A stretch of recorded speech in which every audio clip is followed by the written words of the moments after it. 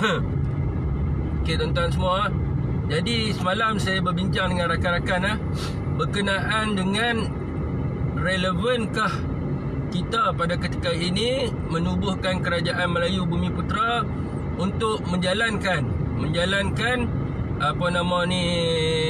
kemalayuan dan juga menekankan konsep Islam di dalam pentadbiran sekarang ini. Jadi saya semalam menelitilah bahan bacaan dan juga menganalisa beberapa faktor-faktor menganalisa beberapa faktor-faktor sejak PRU yang sebelum ini. Jadi banyaklah tesis-tesis yang saya baca kenapa kegagalan untuk melaksanakan hukum Allah dan juga kenapa kegagalan untuk melaksanakan hukum Islam di dalam negara Malaysia Islam kini hari ya.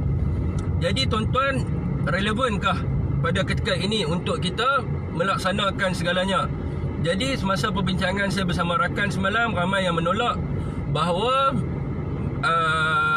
kalau kita terlampau resis contohnya terlampau resis kemalayuan ataupun sebenarnya ia adalah resis berperlembagaan ataupun dengan kita menekankan untuk menjalankan hukum Allah ini mungkin tidak dapat diterima oleh masyarakat di saat kita membentuk kerajaan pintu belakang kononnya. Pintu belakang kononnya. Jadi ini yang kita nak bincangkan pada hari ini Ini yang kita nak bincangkan pada hari ini. Okey tuan-tuan, analisa saya sebelum ini kenapa kita gagal? Kenapa kita gagal untuk menengkapkan konsep Ultra Malay? Ayat paling sesuai Ultra Malay dan juga hukum Islam selama ni. Jadi kenapa kita ditolak? Jadi tuan-tuan, ini adalah masa yang terbaiknya daripada analisa saya. Ini adalah masa yang terbaiknya. Jadi sebelum ini penerangan ataupun penjelasan itu tidak dapat disampaikan kerana daripada segi verbal susah untuk disampaikan kerana ia tidak mempunyai bukti.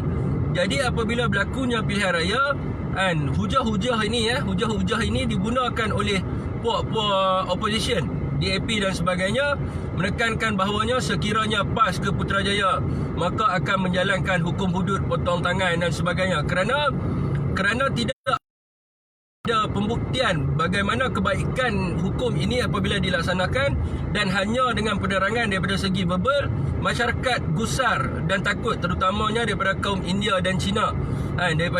Terutamanya daripada kaum India dan Cina. Jadi mereka memilih untuk menolak hukum Islam tanpa penerangan yang jelas dan sebagainya. Jadi dengan membentuknya kerajaan kini hari untuk ini adalah saat yang terbaik di mana mereka tidak memilih. Seperti mana yang tuan-tuan tengok, ada seorang di Dataran Merdeka dia sebut, "Siapa Muhyiddin? Saya tidak kenal." Nah tuan, maknanya mereka tidak memilih mereka tidak memilih untuk membentuk kerajaan sebagaimana yang terbentuk hari ini kerana ada faktor-faktor yang sedemikianlah. Antaranya adalah Ultra Malay. Ultra Malay, mereka takut sekiranya berlakunya orang Melayu Bumiputera ini mentadbir Malaysia maka mereka akan ditindas. Yang keduanya, mereka tidak memilih PAS kerana mereka takut sekiranya PAS ke Putrajaya maka hukum hudud ini akan dilaksanakan dan mereka akan terkesan bersama-sama dengan hukum tersebut. Jadi inilah adalah kerajaan yang mereka tidak pilih. Inilah masanya untuk kita menunjukkan bukti. Maknanya bukan hanya daripada segi verbal untuk melaksanakan, tetapi bukti. Bukti apabila terbentuknya kerajaan sebagaimana yang sekarang ini, maka ia akan membawa kebaikan kepada umum. Antaranya adalah apabila Syafiq sebidik suara perempuan tu Jadi apabila kita melaksanakan hukum ini, kita menunjukkan bukti tanpa verbal. Maknanya mereka melihat apabila berlakunya hudud ini maka akan kurangnya kes kecurian. Akan mengurangkan kes kecurian. Maka kita tengok hari ini perompak-perompak, contohnya di kawasan kejiranan kaum Cina yang mana orang kata pencuri mungkin kawan-kawan daripada orang Islam ataupun Melayu itu sendiri, maka mereka dikenakan hukum hudud, maka kuranglah kes kecurian. Maka mereka melihat bukti ini Mereka melihat bukti ini, bukti bahawa ada kebaikan daripada segi hudud ni, bukan daripada segi verbal saja untuk penyampaian kepada mereka. Maka mereka melihat bukti dan mereka melihat penurunan daripada segi sebagai contohnya statistik jenayah, dan mereka akan accept. Mereka akan accept, dan mereka apabila berlakunya pilihan raya, mereka akan terbuka. Apabila dijalankan hudud ini, maka ada buktinya, ada buktinya bahawa ia membawa kebaikan kepada semua, bukan saja daripada segi orang Islam, tetapi orang bukan Islam juga akan mendapat kebaikannya. Itu adalah yang terbaiknya apabila kita melaksanakan sekarang ini. Apabila kita melaksanakan sekarang ini, itu yang kita perlu fikirkan. Dan begitu juga dengan Ultra Malay, begitu juga dengan Ultra Malay ataupun the soul of Malay. Jadi mereka menolak sebelum ini, kerana mereka kata orang Melayu resis dan sebagainya. Inilah masanya untuk kita menekankan perlembagaan. Kita menekankan perlembagaan sebab apa? Mereka menyebut tentang the rule of law. The rule of law. Dan saya berbincang semalam dengan rakan kita. Okey, kita sebut tentang the rule of law. Adakah anda sedar bahawa perlembagaan ini adalah undang-undang utama di Malaysia? Di dalam perkara 4/1 menyebut this constitution is the supreme law of the federation. Maknanya perlembagaan ini adalah undang-undang tertinggi ataupun undang-undang utama di Malaysia. Jadi kita menekankan apa yang ada di dalam perlembagaan. Kita fahamkan mereka apa yang ada di dalam perlembagaan berkenaan dengan status quo. Berkenaan dengan status quo yang mana sebelum ini dimanipulasikan oleh setengah pihak. Dan juga kita menerangkan kepada mereka tentang kebebasan beragama yang mana sebelum ini dibawa oleh beberapa pihak berkenaan dengan perkara sebelah tentang kebebasan beragama. Dan kita menerangkan kepada mereka boleh mengamalkan kita resis berperlembagaan. Maksudnya mereka tidak ada di dalam perlembagaan ini ataupun orang Melayu ini yang menekan. Salah satu contohnya daripada konsep agama mereka. Mereka boleh orang kata bebas menjalankan aktiviti agama, menubuhkan institusi dan sebagainya, tetapi mereka dihadkan. Mereka tidak boleh menyebarkan kepada umat Islam. Kerana apa? Kerana umat Islam ini majoriti di dalam negara ini, dan negara ini adalah negara Islam. Kena terangkan secara jelas kepada mereka, dan mereka akan, inilah masanya, dan mereka akan melihat apa yang telah terkilaf ataupun perkara yang telah diberitahu kepada mereka sebelum ini oleh puak-puak DAP adalah tidak benar. Itu yang paling penting, Supring. Inilah masanya. Ini masanya. Kerana apa, tuan-tuan? Mereka tidak memilih. Itu yang kita tidak terfikir, tuan-tuan. Mereka tidak memilih untuk menubuhkan kerajaan ini. Kerana faktor-faktor dia, kalau tuan-tuan analisa, banyak faktor-faktor dia yang mana kalau tuan-tuan tengok dalam parlimen pun sering disebut. Antaranya contohnya ahli parlimen yang mana yang gemuk berdamsak tu, daripada Perak tu, dia cakap bahawa Tekat Anwar Musa bahawa resis Melayu ni dan sebagainya.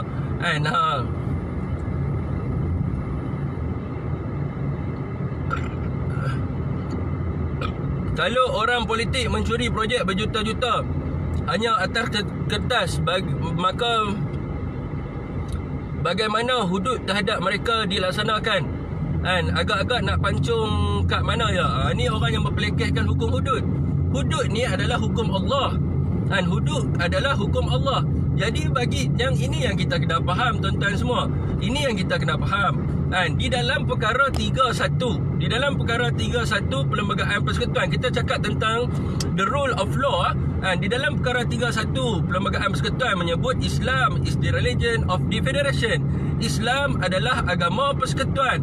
Jadi kita nak tahu apakah makna persekutuan ini. Apabila kita nak tahu makna persekutuan ini, kita merujuk di dalam kandungan Akta Kemerdekaan Tanah Melayu 1957 menyebut the federation is the sovereign independent country. Ia adalah negara yang bebas merdeka. Negara, persekutuan ini adalah negara. Maka perkara 31 ini adalah berkaitan dengan Islam adalah agama negara. Apabila Islam agama negara, ia mestilah menjalankan hukum hakam Islam. Sekejap antara. Apabila kita tidak melaksanakan hukum Allah ini, maka kita akan mengundang bala ke dalam negara Islam. Tambah-tambah pula ini adalah majoriti umat Islam. Sebab itulah berlakunya malapetaka sebagaimana yang tuan-tuan tengok hari ini.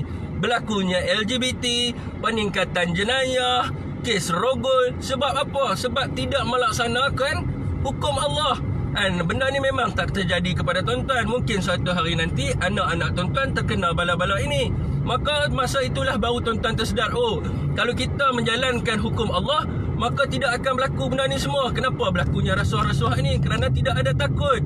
Tidak ada takut, tidak ada gusar. Jadi sebab itulah kita kena laksanakan hukum Allah. Dan sudah tiba masanya untuk kita menjalankan hudud. Kerana PAS sudah pun berada di Putrajaya. Dan hari ini, siapa yang menolak hudud ini? Kalau orang Islam memang dia bodoh sangat. Kerana ini adalah hukum Allah. Ini adalah hukum Allah. Nak tolak macam mana kalau orang Islam ni bodoh? Orang panggil, ini adalah manusia yang bodoh kalau dia tolak. Jadi kalau umat bukan Islamnya, mereka menolak kerana mereka tak faham. Mereka terima daripada segi bebel yang mereka tak faham. Dan hari ini PAS duduk di Putrajaya adalah untuk menunjukkan bukti. Sekiranya kami menjalankan hudud, ini adalah kebaikan-kebaikan yang akan berlaku. Maka tidak akan berlaku lagi isteri orang pergi cerai dengan laki orang lain ataupun dan sebagainya, kes curi dan sebagainya. Kerana ini adalah kebaikan-kebaikan yang dibuat untuk memberi peringatan, bukan untuk menyeksa. Jadi apabila memberi peringatan yang begitu serius begini, orang akan takut. Orang akan takut untuk mencuri kerana dia takut kena potong tangan. Itu yang pertamanya.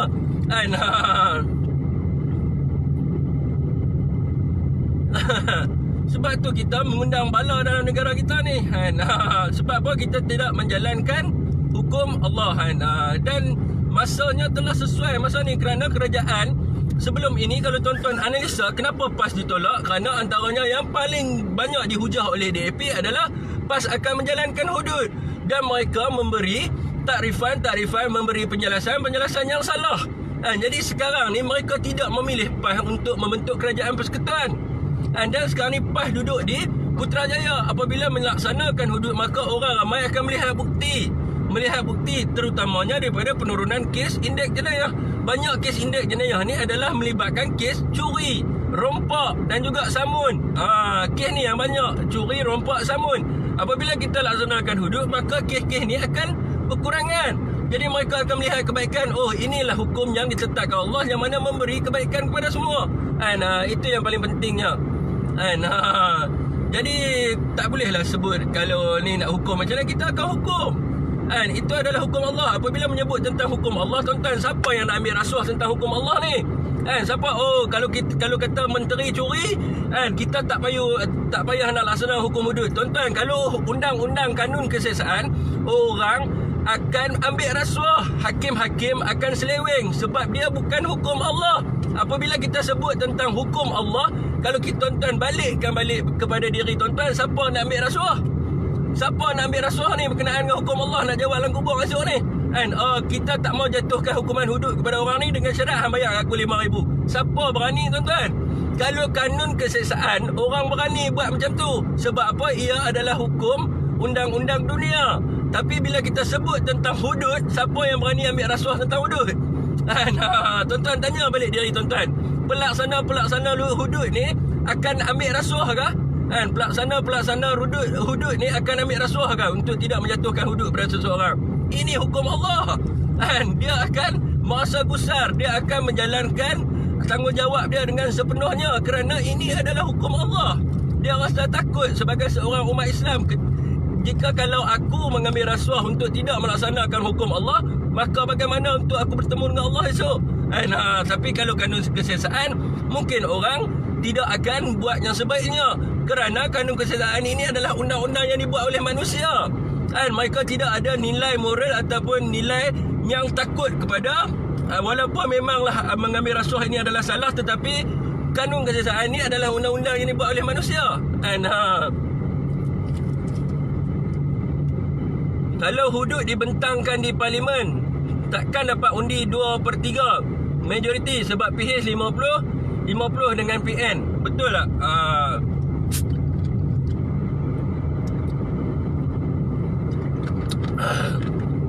Yang ni nanti kita analisa. Setuju untuk puak-puak bukan Islam ni perlu lebih banyak penerangan agar mereka lebih faham. Ya, betul lah. Penerangan dan juga bukti. Kita perlu melaksanakan apa nama ni, apa nama, hukum hudud ni, kalau dulu memanglah kita opposition, kita kena bentang di parlimen. Bukan semuanya kita kena bentang di parlimen. Kita bila dah memegang tampuk pemerintahan kerajaan, pada pendapat saya kita laksanakan tu tak ada masalah, kita boleh laksanakan kerana kita adalah negara Islam. Ini adalah negara Islam, itu yang kita perlu faham. Apabila dia adalah negara Islam, mesti wajib menjalankan hukum-hukum Islam, dan melibatkan hukum Islam adalah di bawah ketua bagi agama Islam. Ketua bagi agama Islam adalah Yang di-Pertuan Agong dan Raja-Raja Melayu. Tengok daripada segi sejarah kan di tanah Melayu. Daripada kurun ke-13 kita tengok pembuktian menyebutkan tentang isteri orang yang berhubungan dengan suami orang lain, maka ia haruslah direjam sehingga mati. Itu adalah kandungan batu tersurat yang ditulis di Terengganu. Dan kalau kita tengok daripada hukum kanun Melaka juga menyebut tentang hudud. Dan apabila terbentuknya kerajaan persekutuan ataupun terbentuknya Malaysia 1957, maka hukum ini dimasukkan di dalam Perlembagaan Persekutuan bahawa Islam adalah agama negara sebagaimana yang diterangkan oleh Hakim bagaimana yang telah diterangkan oleh Hakim Hamid bahawa ia telah menyalin semula di dalam perlembagaan yang telah wujud sebelum ini. Maka dia telah salin semula daripada hukum kanun Melaka dan sebagainya. Tetapi hukum ini tidak dilaksanakan, hanya trademark sahaja bahawa Islam adalah agama negara, tetapi hukum-hukum yang berkaitan dengan Islam ini tidak dijalankan. Jadi kini harilah kita untuk membawa balik. Jika kita menyebut tentang kerajaan Melaka, kita menyebut tentang kerajaan Osmaniyah yang mana melibatkan negeri-negeri Melayu suatu ketika dahulu, ini yang kita perlu tekankan daripada konsep sejarahnya, kerana hudud ini telah pun ada, bukan kita baru nak laksana. Hudud bukan baru nak laksana, kita telah menghapuskan hudud apabila kemerdekaan negara 1957. Sedangkan hudud ini telah ada pun di tanah Melayu. Bukti-buktinya adalah batu bersurat di Terengganu, kemudian Undang-Undang Kecil Negeri Kedah, Hukum Kanun Melaka dan sebagainya, semua menyebut tentang Islam adalah agama negara, pentadbiran Islam, hudud. Tetapi apabila terbentuknya British Colony Government ataupun kerajaan persekutuan, maka di situ kita meletakkan Islam sebagai agama negara. Bagaimana kita letakkan Islam itu? Hakim Hamid menyebut bahawa di dalam suratnya kepada kepada Sir Ivan Jennings, dia menyebut bahawa dia telah salin daripada perlembagaan yang telah ada sebelum itu. Tetapi dia salin tak habis. Bukan dia salin tak habis, dia salin tu betul dah Islam agama negara, tetapi orang yang membaca perlembagaan itu yang tidak buat sebagaimana yang diterangkan oleh Hakim Hamid Bisyah tu di dalam proses-proses pembentukan Malaya. Ini daripada sudut sejarah yang kita perlu tahu. Kita kena kembalikan semula. Kita nak kembalikan semula. Bukan kita baru nak laksana. Ada orang cakap baru nak laksana apa? Tak ada. Kalau baru nak laksana, tak ada lah batu bersurat di Terengganu. Kita nak kembalikan semula di atas tanah Melayu ni, sebab dah ada dah dulu. Sebab bila kita tak buat, tuan-tuan, inilah bencana-bencana dia. Banyak bencana-bencana yang akan berlaku sebab tak ada contoh dan sebagainya.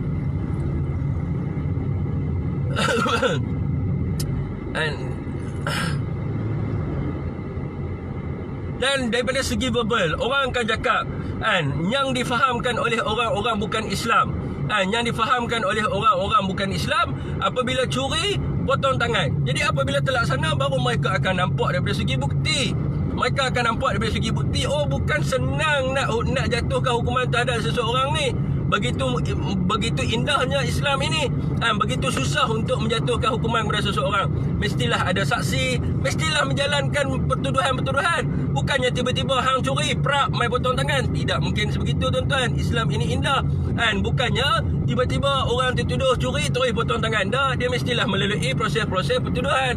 Sebagaimana yang ada di dalam kanun kesiasaan sekarang ni, sebagaimana yang ada di dalam mahkamah sekarang ni, dia ada pendakwaan-pendakwaannya. Dan jika seseorang itu terbukti bahawa dia memang mencuri, baru dia akan kena hudud. Bukannya tiba-tiba kita pergi ambil. Apa yang fahamnya orang umum hari ini adalah bila mencuri dia potong tangan, tak ada pendakwaan yang berlaku dan sebagainya. Kalau tuan-tuan analisa, jadi dia kena ada pembuktian. Ramai orang Melayu yang buta sejarah Islam. Ya, betul ya. Sebab itulah mereka orang kata apa, bermain-main. Mereka bermain-main. Melayu ini adalah Islam. Kalau kita tengok dalam perkara 160, orang kata, oh kita tidak boleh terlampau Islamik. Kan kita tidak boleh terlampau Islamik, kita mesti tengah-tengah dan sebagainya. Kita tengok di dalam perlembagaan sendiri menyebut di dalam tafsiran perlembagaan Ordinan Tafsiran 1948 Melayu. Apakah tafsiran bagi Melayu? Melayu adalah seseorang yang beragama Islam, kan, bercakap dalam bahasa Melayu, berpakaian Melayu, mengamalkan adat istiadat orang Melayu. Dia adalah Melayu di dalam tafsiran perlembagaan. Maknanya Melayu itu adalah Islam. Apabila Melayu itu adalah Islam, bermakna Melayu perlu menyokong kepada hukum-hukum yang melibatkan agama Islam untuk memartabatkan Islam dan juga Melayu. Ini ada di dalam perlembagaan. Ini ada dalam perlembagaan. Bukan tak ada dalam perlembagaan. Kalau tak percaya, pergi buka perkara 1 dan 02. Tuan-tuan pergi tengok sendiri, betul tak apa yang saya cakap.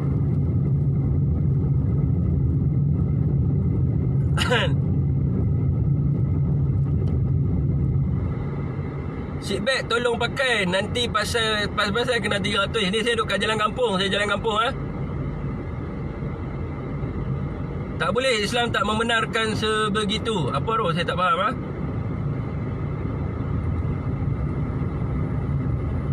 Bro, macam mana sahabat perjuangan Emil Zain? Saya lama tak tengok live dia. Mungkin dia ada hal kot. Saya lama tak tengok live dia. Lama tak tengok dia muncul di live. Last kali saya tengok dia muncul berkenaan dengan Muafakat Nasional dan juga Perpaduan Nasional. Lepas tu saya tak tengok. Saya tengok dia dah tak muncul Jadi saya tak tahu dia ke mana. Jadi tuan-tuan, any question yang membina, sambil-sambil isap rokok, any question yang membina.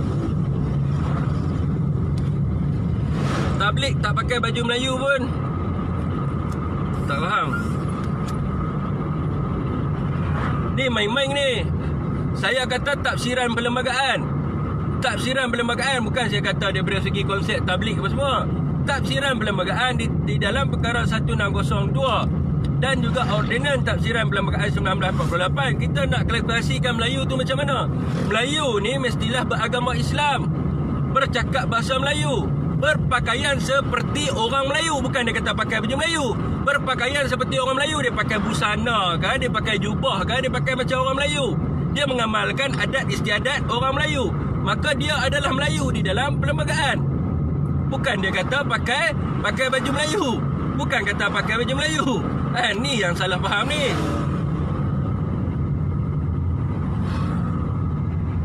Syekh Zamri Farid semok je, semok tak semok. Janji Perikatan Nasional berjaya daripada orang yang kekandang Syekh Zamri yang duk buat live membabi-babikan orang, tetapi last kali terpaksa menerima Perikatan Nasional.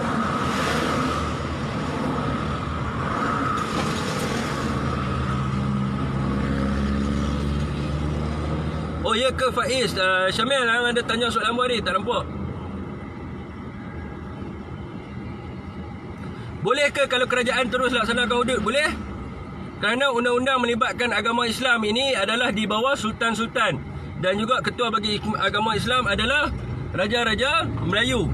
Dia sebagaimana undang-undang berkenaan dengan enactment syariah dan juga enactment tata cara pengurusan agama Islam di setiap negeri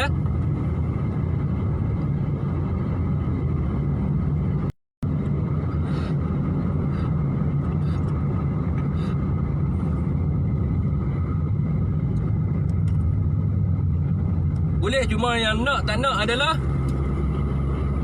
memartabatkan dulu Mahkamah Syariah adalah melalui perkara 1211A Sabah dan Sarawak mereka tidak tetap di dalam perjanjian MA 63 mereka tidak menyokong 100% kepada Islam tu dia ada dia punya tu, tapi saya lupa lah.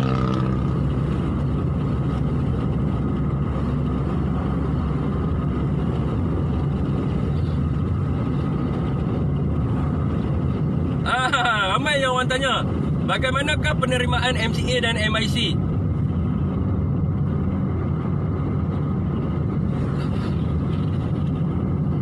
Sekejap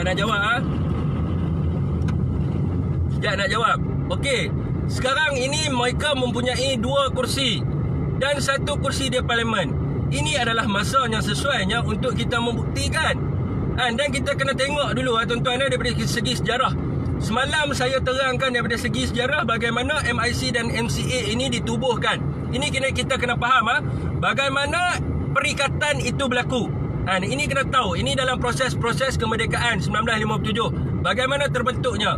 Jadi MIC ini ditubuhkan oleh John Elias Davey pada tahun 1948. Dan juga MCA ini ditubuhkan oleh Tun Tan Chek Lock. Kita kena tahu sebab apa mereka masuk dalam perikatan dan apa perjanjian bila mereka masuk dalam perikatan. Apabila mereka, pada asalnya mereka ditubuhkan adalah untuk menjaga sosioekonomi dan juga hak bagi bangsa mereka. Itu adalah yang mereka nak tubuhkan pada dasarnya daripada sejarahnya. Dan mereka pada awalnya menyokong Malaya Union untuk mendapatkan jasoli. Dan kenapa mereka pergi kepada perikatan? Apabila mereka pergi kepada perikatan ini disebabkan adalah bila mereka melihat bahawa Malaya Union ini akan jatuh dan mereka tidak dapat sokongan pada waktu itu. Dan apabila mereka masuk dalam perikatan ini ada perjanjian. Mereka ini menjadi second cluster citizen. Second cluster citizen. Sebab itulah dalam perlembagaan ada rakyat naturalisasi. Rakyat yang didaftarkan di bawah perkara 19. Ini mereka inilah. Mereka ini adalah second cluster citizen. Dan mereka ini boleh menjaga sosioekonomi kaum mereka. Tak ada siapa halang. Mereka boleh jaga sosioekonomi kaum mereka. Dan mereka boleh, orang kata apa, boleh menjaga bangsa mereka. Tak ada siapa halang berkenaan dengan benda tu. Tetapi di dalam perjanjian menyebut bahawa mereka tidak boleh menyentuh tentang hukum hadat orang Islam. Itu yang kita tak tahu. Mereka tak boleh menyentuh. Sebab itu dalam perlembagaan menyebut mereka bebas beragama. Tetapi mereka juga bebas untuk membangunkan ataupun kolek duit berkenaan dengan institusi agama mereka. Tetapi mereka tidak boleh mengganggu urusan orang Islam. Mereka tidak boleh menyebarkan doktrin ataupun artikel kepada orang Islam. Dan juga mereka tidak boleh mengganggu gugat status quo.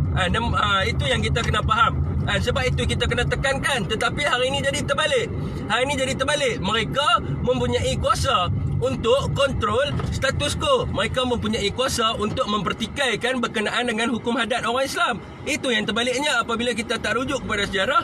Bagaimana mereka ini ada di dalam perikatan. Itu yang jadi masalahnya. Sebab itu kita terlampau bertoleransi.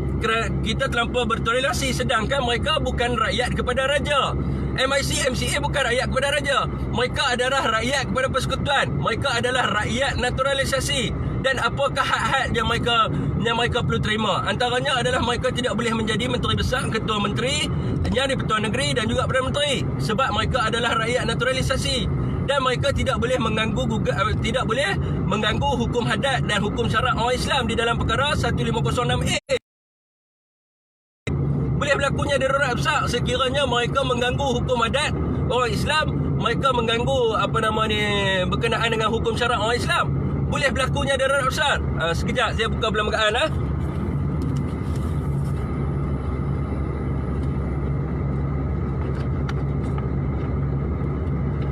1506A. Tuan-tuan ambil baca.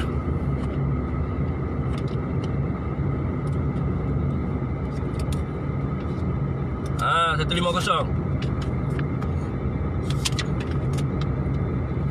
Fasal 5, tidak boleh memperluaskan kuasa parlimen mengenai apa-apa hukum syarak atau adat Melayu, atau mengenai apa-apa perkara undang-undang atau adat negeri Sabah atau Sarawak.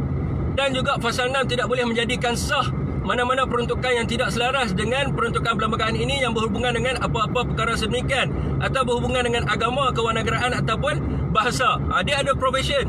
Dia ada provision kat situ. Makanya mereka tidak boleh menyentuh tentang perkara-perkara tersebut. Antaranya bahasa Melayu, tidak boleh menyentuh tentang hukum adat orang Islam. Dia tak boleh masuk campur. Dia tidak boleh masuk campur kerana dia adalah rakyat naturalisasi dan dia adalah second cluster citizen. Ada dalam perlembagaan. Bukan tak ada dalam perlembagaan. Tapi yang jadi masalahnya adalah kerana kita bertoleransi tetapi tidak mengikut perlembagaan.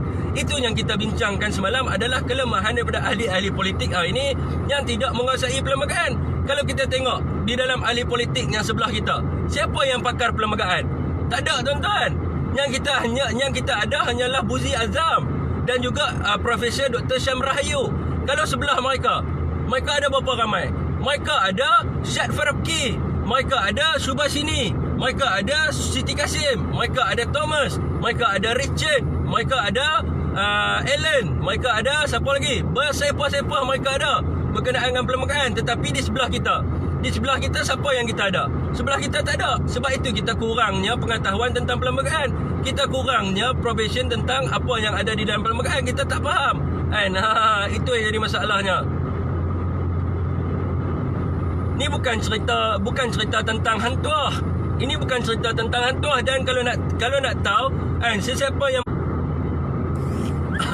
nak cerita pasal hantuah kan, sebelum orang kata apa ni, yang berjuang pada zaman dulu, yang menghina-hina tentang pahlawan-pahlawan Melayu ni, bodoh orang panggil. Bodoh sebab tidak menghargai ya. Okey, tadi ada orang call saya stuck sikit kan. Masa tahun 2004 di Perak dulu, kenapa tuan tidak bersuara tentang perkara ini di masa zaman BM memerintah? Masa tu 2004 saya pun duduk SPM lagi. Saya pun tak belajar berkenaan dengan proses-proses kemerdekaan dan juga perjanjian Malaysia ni. Saya belajar pada tahun 2018 saya belajar tentang perlembagaan dan juga proses-proses kemerdekaan dan perjanjian Malaysia. Jadi tak boleh nak salahkan saya lah. Tak boleh nak salahkan saya sebab ramai orang yang cakap dengan saya. Kenapa tahun 2004 tidak bercakap tentang benda ni? 2004 saya masih ambil PMR. Saya masa umur saya tu waktu 15 tahun. Kalau saya pergi waktu tu cakap, orang kata gila babi budak ni duk umur 15 tahun. Umur 15 tahun tahun 2004. Umur saya 15 tahun tahun 2004, bagi relevan sikit lah nak berujar tu. Saya kata 2004 saya duduk saya umur 15 tahun waktu tu nak cakap politik apa cari kena tampak kepala dengan orang tu. Ni budak ingui ni duduk dendam ambil dah kena buat lawak boleh tau ni.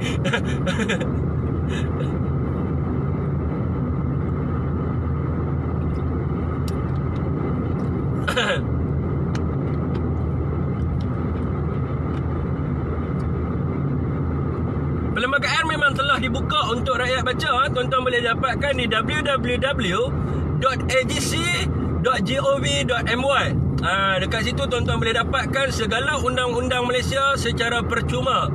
Tuan-tuan boleh dapatkan segala undang-undang Malaysia secara percuma, termasuk dengan Perlembagaan Persekutuan 1957. Percuma. Perkara ini dibuat oleh Datuk Seri Najib Razak pada ketika itu untuk mendatabasekan semua undang-undang Malaysia dalam bentuk elektronik. Di dalam bentuk elektronik. Jadi tuan-tuan boleh dapatkan di www.agc.gov.my. Jadi di situ ada segala maknenek perjanjian Malaysia, segala maknenek undang-undang Malaysia dan juga Perlembagaan Persekutuan 1957 tanpa perlu tuan-tuan menghabiskan duit berpuluh-puluh ringgit untuk mendapatkan setiap buku-buku akta di Malaysia. Itu adalah yang perlu kita terima kasihkan kepada Datuk Seri Najib Tuan Abdul Razak. Yang kedua, untuk tuan-tuan mendapatkan perjanjian berkenaan dengan Tanah Melayu, tuan-tuan boleh dapatkan di www.world.org.my. Tuan-tuan boleh dapatkan di www.worldlii.org. Jadi itu adalah tentang perjanjian Malaysia. Ada lebih kurang 6,753 dokumen, termasuk dokumen-dokumen di mahkamah. Dan tuan-tuan boleh dapatkan di Leap of Congress. Tuan-tuan boleh dapatkan di Leap of Congress. Jadi tuan-tuan nak baca dengan tak mau baca, itu saja dia punya halangannya.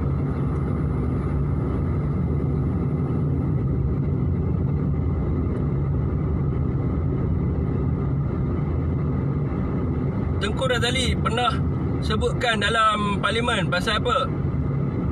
Pasal apa? Saya tak tahu. Banyak yang dia sebut dalam parlimen.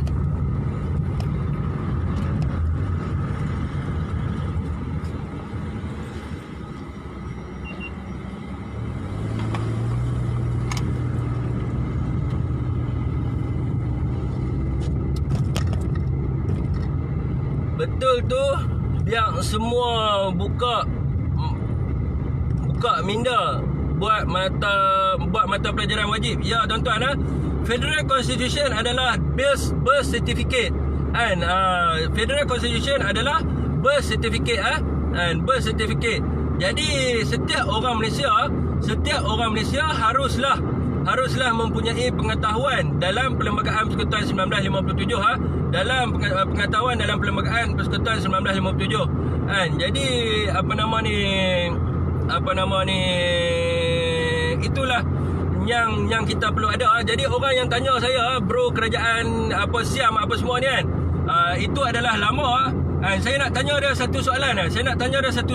Ni mungkin budak-budak pakar sejarah. Di manakah dokumen asal perjanjian kemerdekaan kita disimpan, dan berapa dokumen perjanjian kemerdekaan yang ada? Nak cakap pandai sangat tentang perjanjian kan. Apa beza the House of Lords and the House of Commons? Apa perbezaan di antara House of Lords dengan House of Commons? Dan di manakah kedudukan House of Lords dan di manakah kedudukan House of Commons? Siapakah yang mengeluarkan bil bagi operational of law kemerdekaan, dan siapakah yang mengeluarkan bil berkenaan dengan provision of the state di dalam Empire British? Kita tanya ni balik, boleh jawab ke tak boleh jawab? I am the Lord of Empire Law. Don't try me. Don't try me ya.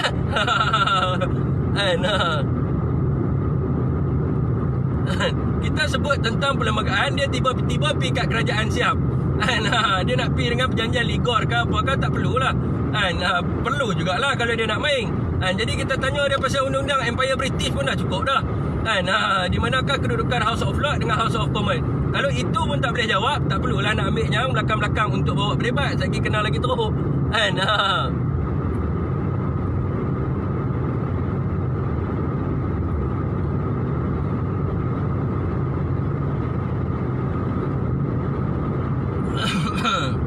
Kerajaan British ataupun Empire British?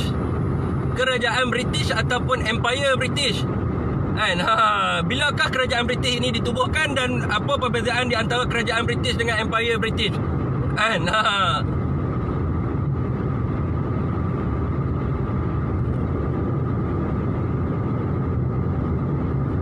Dia tukar pergi kat kerajaan Belanda pula. Kalau kerajaan Belanda, nanti kita tanya tentang Bata Babi Agreement. Apa perbezaan di antara Bata Babi dengan Bata Babi? Siapakah the four great king?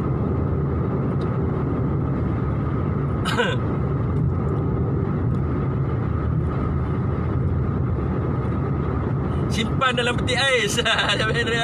Simpan dalam peti ais. Don't try me.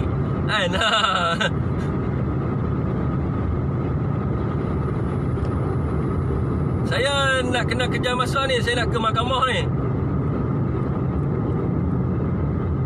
Ya, tak payah duk kalut tentang kerajaan lain. Dia memang nak try tak payah duk kalut tentang kerajaan lain. Yang pentingnya adalah Federal Constitution tu bagi habis dulu. Bagi khatam dulu 183 perkara di dalam Perlembagaan Persekutuan tu. Itu yang pertamanya, kena hafal dulu. Kena pandai berhujah tentang perkara itu. Datang mananya takrifan bagi Federation ni nak ambil dari mana? Perjanjian apa yang ada kat situ? Hak-hak orang Melayu nak ambil dekat mana? Itu yang paling pentingnya. Itu yang paling pentingnya, di manakah kedudukan operational of law. Itu yang paling pentingnya, apakah perbezaan di antara House of Lords dengan House of Commons. Siapakah yang memberi kemerdekaan kepada tanah Melayu. Itu yang paling pentingnya untuk menjaga orang Melayu. Bukannya duk pergi korek tentang Belanda. Ini Belanda apa semua. Ni dia nak pergi, ni saya tahu ni mungkin Sabah for Sabahan. Nak cerita tentang Independent British Protectorate, Gustavo Baron Overbeck. Itu semua tak perlu.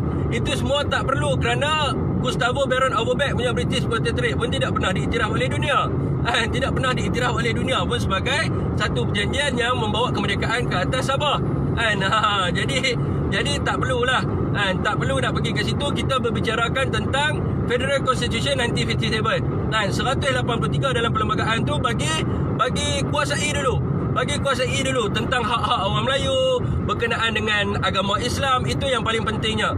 Kalau nak pergi tentang yang lebih jauh, boleh mai jumpa dengan saya, bawa hadis saya bagi. Saya bagi di mana asal usulnya orang Melayu, bagaimana orang Melayu ini datang daripada kerajaan Rome Temple, apa perjanjian-perjanjian yang ada. Itu mai jumpa, nanti kita bagi. Peta-peta lama kurun ke-15. Itu mai jumpa, nanti kita bagi. Ini kita bicarakan tentang Federal Constitution. Sebab apa-apa yang berkenaan dengan perkara itu, dia ada hujah-hujah yang banyak kan, ada hujah-hujah yang banyak kan. Ada orang yang berpendapat macam ni, ada orang yang berpendapat yang macam ni. Tetapi saya tengok, okey, apa yang jadi masalah di dalam live saya ni, yang konon-konon yang pandai lebih, termasuk profesor mereka dahulu, apabila mereka berhujah, mereka tak quoting. Okey, apabila kita main dengan standard ilmu kan, bila main dengan standard ilmu apabila kita tanya soalan, kita kena quoting daripada mana kita ambil. Kecuali kalau itu adalah tesis kita yang buat berkenaan dengan benda tu, maka kita tak perlulah, tu pun kita kena quoting supaya orang dapat rujuk kan. Bukannya tiba-tiba mai duk tanya tentang kerajaan Siam, kuasai tak tentang kerajaan Siam kan, kuasai tak tentang kerajaan Siam.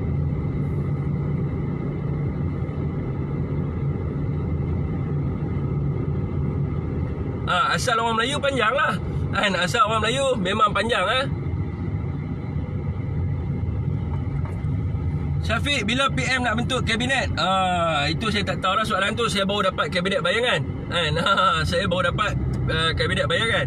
Ya, kebanyakan orang yang tanya-tanya soalan ni, yang pelik-pelik ni, memang dia koyak lah. Dia nak test-test. Banyaknya mereka ni, kalau kita tengok Facebook, geng-geng Pakatan Harapan lah, mereka rasa mereka je seorang cerdik mereka rasa mereka je seorang cerdik and come on, I'm a best student. Nak belagak dah lah tu kan.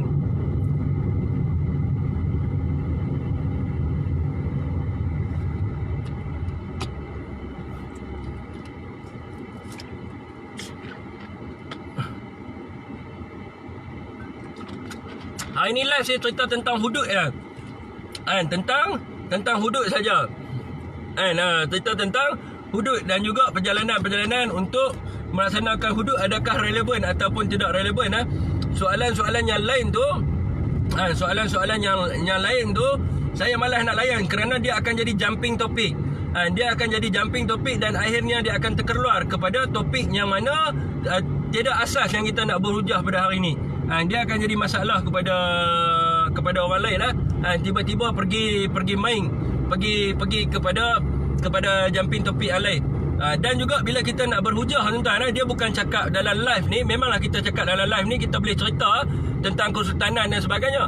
Tetapi apabila kita cerita, kita quoting daripada artikel. Maknanya kita kena sediakan artikel supaya orang lain dapat membaca. Itu adalah dia panggil landasan ilmu. Dan bila kita cakap, sebagai contohnya, orang tanya, dia tanya siapakah sultan yang terakhir, siapakah sultan yang terawal, bagaimana ni, kita kena quoting daripada bahan yang kita ambil. Bukannya kalau bukan cerita kedai kopi, kerana dia boleh menjadi terkilaf daripada segi fakta. Terkilaf daripada segi fakta, dia kena quoting. Bila kita nak kritik seseorang, kita kena quoting. Kita ambil daripada mana, sumber mana kita ambil. Itu yang lebih penting. Sebab tu saya kata, kalau nak mai jumpa saya, duk ada dalam laptop saya. Kalau dulu tuan-tuan tengok, kalau saya buat cerita tentang Melaka, kalau dahulunya saya akan bawa artikel dan juga perjanjian-perjanjian supaya tuan-tuan tahu. Yang mereka ni tanya tentang Kesultanan Melaka, kalau kita tanya dia, Melaka sebenarnya di mana pun dia tak boleh nak jawab. Di manakah kedudukan kota Melaka yang sebenarnya? Di manakah kedudukan kota Melaka yang sebenarnya?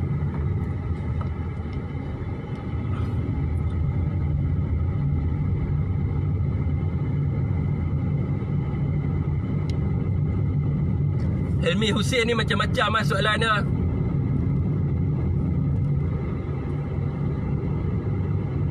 Forum tajuk awal perlembagaan kaitan dengan hudud. Ya, betul. Ini yang kita nak bincangkan.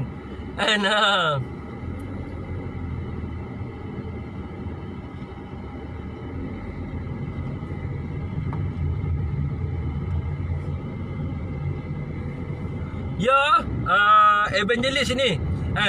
Kita semalam sembang tentang evangelis ni, kita dah sembang kat Shemel saya, itu adalah part yang pertama kenapa DAP perlu dibatalkan. Kenapa DAP perlu dibatalkan ROS dia? Kerana DAP ini terlibat di dalam puak radikal Kristian evangelis yang telah diiktiraf dunia bahawa mereka ini adalah ekstremis. Mereka ini adalah ekstremis, pembenci keagamaan yang cuba membawa kepada the kingdom of heaven dengan mereka cuba bawa kepada abolish all the religion. Ini adalah faktor-faktor utama di mana DAP ini haruslah dihapuskan. Dia ini parti yang perlu dihapuskan. Yang keduanya, mereka membawa ideologi sosialis komunis yang membawa mudarat kepada negara. Kita ada sebut tentang perkara-perkara tu juga dalam perbincangan semalam. Kita ada sebut tentang perkara tu juga berkenaan dengan evangelis ni juga. Evangelis ni cukup bahaya sebab mereka ini adalah puak-puak ekstremis radikal di dalam agama Kristian. Kita bukan nak kata agama Kristian ini memanglah kalau kata daripada agama Islam ni kita wajib untuk membenci mereka. Tetapi kita ada di antara golongan-golongan yang mereka ini yang membawa orang kata kebencian yang membawa kepada kehancuran dunia. Antaranya adalah evangelis telah diiktiraf dunia. Dan itulah punca utama yang mana DAP ini haruslah dibatalkan ROS dia. Jadi ada orang yang berpendapat bahawa tak perlu hapuskan. Kalau kita tengok Tunku Abdul Rahman juga menghalau keluar PAP daripada Tanah Melayu kerana ia membawa mudarat. Tunku dah tahu dah dia akan membawa mudarat, jadi Tunku halau keluar. Jadi inilah masanya DAP pun kita membuat perkara yang sama bagaimana PAP kena dulu. Jadi mereka ini tidak boleh dibiarkan di dalam Tanah Melayu ni sebab dia akan membawa bencana. Okey tuan-tuan, saya dah sampai ke destinasi sampai di destinasi. Okey, apa-apa nanti boleh inbox tepi untuk ziarah Melaka ke apa. Okey, wabillahi taufiq wa hidayah. Wassalamualaikum warahmatullahi wabarakatuh.